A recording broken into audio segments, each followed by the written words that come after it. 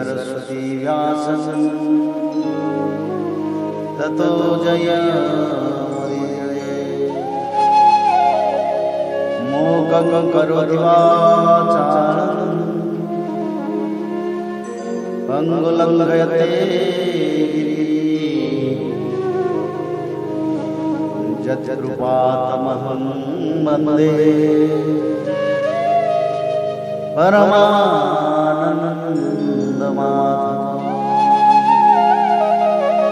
माधवो माधवो वाक्यं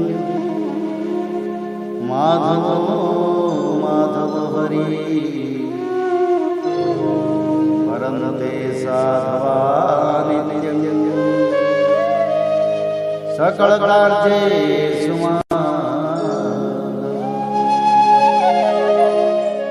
अथ सप्तत्रिंशोऽध्यायः। केसी और वयोमासुर का उद्धार तथा नारद जी के द्वारा भगवान की स्तुति। श्री सुखदेव जी कहते हैं, परीक्षित, कंस ने जिस केसी नाम के दैत्य को भेजा था वह बड़े भारी घोड़े के रूप में मन के समान वेग से दौड़ता हुआ व्रज में आया। वह अपनी टापों से धरती खोदता आ रहा था। उसकी गर्दन के छितराए हुए बालों के झटके से आकाश के बादल और विमानों की भीड़ तीतर बितर हो रही थी। उसकी भयानक हिनहिनाहट से सब के सब भय से काँप रहे थे। उसकी बड़ी बड़ी आंखें थी, मुंह क्या था मानो किसी वृक्ष का खोडर ही हो। उसे देखने से ही डर लगता था। मोटी गर्दन थी, शरीर इतना विशाल था कि मालूम होता था काली काली बादल की घटा है। उसकी नियत में पाप भरा था। वह श्री कृष्ण को मारकर अपने स्वामी कंस का हित करना चाहता था। उसके चलने से भूकंप होने लगता था। भगवान श्री कृष्ण ने देखा कि उसकी हिनहिनाहट से उनके आश्रित रहने वाला गोकुल भयभीत हो रहा है और उसकी पूंछ के बालों से बादल तीतर बीतर हो रहे हैं तथा वह लड़ने के लिए उन्हीं को ढूंढ भी रहा है। तब वे आगे बढ़कर उसके सामने आ गए और उन्होंने सिंह के समान गरज कर उसे ललकारा। भगवान को सामने आया देख वह और भी चिढ़ गया तथा उनकी ओर इस प्रकार मुंह फैलाकर दौड़ा मानो आकाश को पी जाएगा। परीक्षित, सचमुच केसी का वेग बड़ा प्रचंड था। उस पर विजय पाना तो कठिन था ही, उसे पकड़ लेना भी आसान नहीं था। उसने भगवान के पास पहुंचकर दुलती झाड़ी, परंतु भगवान ने उससे अपने को बचा लिया। भला वह इंद्रियातीत को कैसे मार पाता? उन्होंने अपने दोनों हाथों से उसके दोनों पिछले पैर पकड़ लिए। जैसे गरुड़ सांप को झटक कर पकड़ देते हैं, उसी प्रकार क्रोध से उसे घुमाकर बड़े अपमान के साथ 400 हाथ की दूरी पर फेंक दिया और स्वयं अकड़ कर खड़े हो गए। थोड़ी ही देर के बाद केसी फिर सचेत हो गया और उठ खड़ा हुआ। इसके बाद वह क्रोध से तिलमिलाकर और मुंह फाड़कर बड़े वेग से भगवान की ओर झपटा। उसको दौड़ते देख भगवान मुस्कुराने लगे। उन्होंने अपना बायां हाथ उसके मुंह में इस प्रकार डाल दिया जैसे सर्प बिना किसी आशंका के अपने बिल में घुस जाता है। परीक्षित, भगवान का अत्यंत कोमल करकमल भी उस समय ऐसा हो गया मानो तपाया हुआ लोहा हो। उसका स्पर्श होते ही केसी के दांत टूट टूट कर गिर गए और जैसे जलोदर रोग उपेक्षा कर देने पर बहुत बढ़ जाता है, वैसे ही श्री कृष्ण का भुजदंड उसके मुंह में बढ़ने लगा। अचिंत्य शक्ति भगवान श्री कृष्ण का हाथ उसके मुंह में इतना बढ़ गया कि उसकी सांस के भी आने जाने का मार्ग न रहा। अब तो दम घुटने के कारण वह पैर पीटने लगा। उसका शरीर पतले पसीने से लथपथ हो गया। आंखों की पुतली उलट गई। वह मल त्याग करने लगा। थोड़ी देर में उसका शरीर निश्चेष्ट होकर पृथ्वी पर गिर पड़ा तथा उसके प्राण पखेरु उड़ गए। उसका निष्प्राण शरीर फूला हुआ होने के कारण गिरते ही पकी ककड़ी की तरह फट गया। महाबाहु भगवान श्री कृष्ण ने उसके शरीर से अपनी भुजा खींच ली। उन्हें इससे कुछ भी आश्चर्य या गर्व नहीं हुआ। बिना प्रयत्न के ही स्त्रु का नाश हो गया। देवताओं को अवश्य ही इससे बड़ा आश्चर्य हुआ। वे प्रसन्न होकर भगवान के ऊपर पुष्प बरसाने और उनकी स्तुति करने लगे। परीक्षित, देवर्षि नारद भगवान के परम प्रेमी और समस्त जीवों के सच्चे हितैषी हैं। कंस के यहाँ से लौटकर वे अनायास ही अद्भुत कर्म करने वाले भगवान श्री कृष्ण के पास आए और एकांत में उनसे कहने लगे, सच्चिदानंद स्वरूप श्री कृष्ण, आपका स्वरूप मन और वाणी का विषय नहीं है। आप योगेश्वर हैं। सारे जगत का नियंत्रण आप ही करते हैं। आप सबके हृदय में निवास करते हैं और सबके सब आपके हृदय में निवास करते हैं। आप भक्तों के एकमात्र वांछनीय यदुवंश शिरोमणि और हमारे स्वामी हैं। जैसे एक ही अग्नि सभी लकड़ियों में व्याप्त रहती है, वैसे ही एक ही आप समस्त प्राणियों के आत्मा हैं। आत्मा के रूप में होने पर भी आप अपने को छिपाए रखते हैं, क्योंकि आप पंचकोश रूप गुफाओं के भीतर रहते हैं। फिर भी पुरुषोत्तम के रूप में, सबके नियंता के रूप में और सबके साक्षी के रूप में आपका अनुभव होता ही है। प्रभु, आप सबके अधिष्ठान और स्वयं अधिष्ठान रहित हैं। आपने सृष्टि के प्रारंभ में अपनी माया से ही गुणों की सृष्टि की और उन गुणों को ही स्वीकार करके आप जगत की उत्पत्ति, स्थिति और प्रलय करते रहते हैं।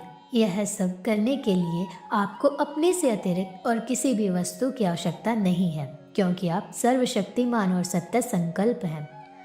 वहीं आप दैत्य, प्रमथ और राक्षसों का, जिन्होंने आजकल राजाओं का वेश धारण कर रखा है, विनाश करने के लिए तथा धर्म की मर्यादा की रक्षा करने के लिए यदुवंश में अवतीर्ण हुए हैं।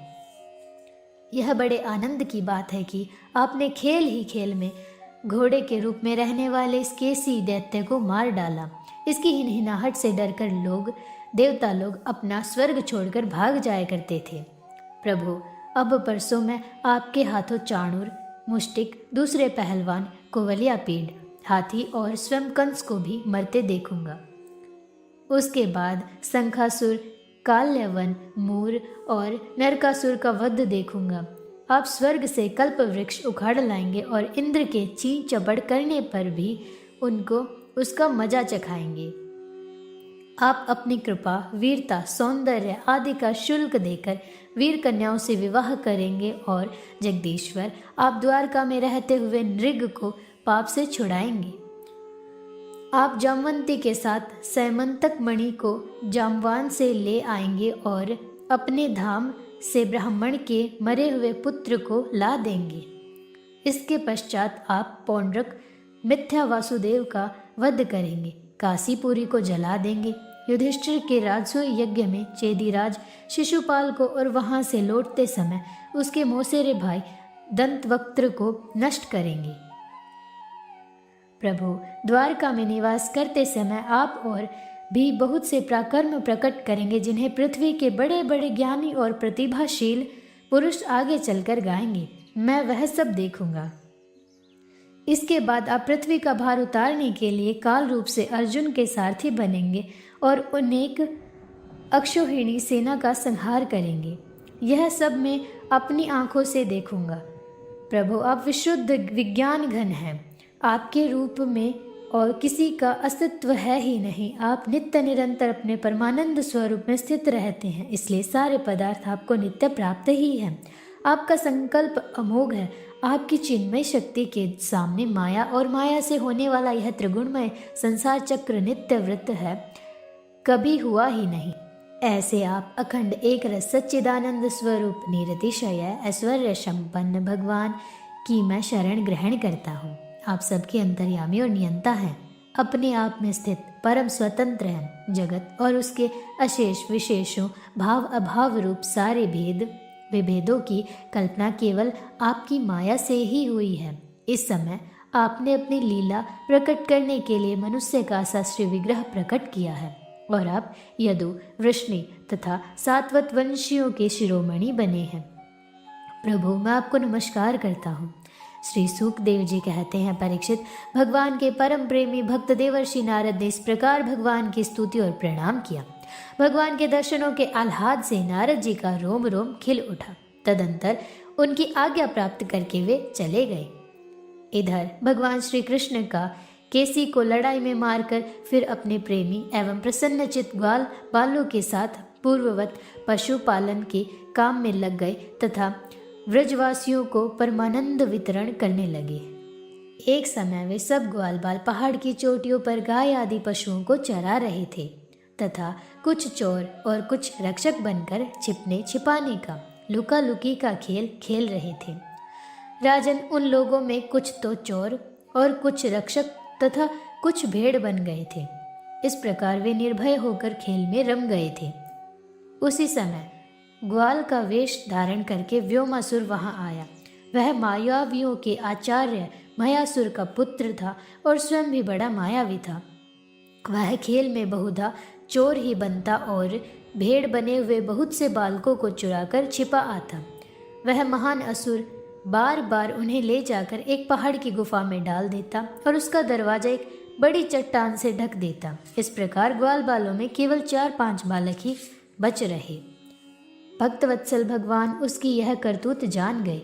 जिस समय वह ग्वाल बालों को लिए जा रहा था, उसी समय उन्होंने जैसे सिंह भेड़िए को दबोच ले, उसी प्रकार उसे धर दबाया। व्योमासुर बड़ा बली था। उसने पहाड़ के समान अपना असली रूप प्रकट कर दिया और चाहा कि अपने को छुड़ा लूं, परंतु भगवान ने उसको इस प्रकार अपने सिकंजे में फंसा लिया था कि वह अपने को छुड़ा न सका। तब भगवान श्री कृष्ण ने अपने दोनों हाथों से जकड़कर उसे भूमि पर गिरा दिया और पशु की भांति गला घोंटकर मार डाला। देवता लोग विमानों पर चढ़कर उनकी यह लीला देख रहे थे। अब भगवान श्री कृष्ण ने गुफा के द्वार पर लगे हुए चट्टान के पिहान तोड़ डाले और ग्वाल बालों को उस संकटपूर्ण स्थान से निकाल लिया। बड़े बड़े देवता और ग्वाल बाल उनकी स्तुति करने लगे और भगवान श्री कृष्ण व्रज में चले आए। इति श्रीमद्भागवते महापुराणे पारमहंस्यां संहितायां दशम स्कन्धे पूर्वार्धे व्योमासुरवधो नाम 37 अध्यायः।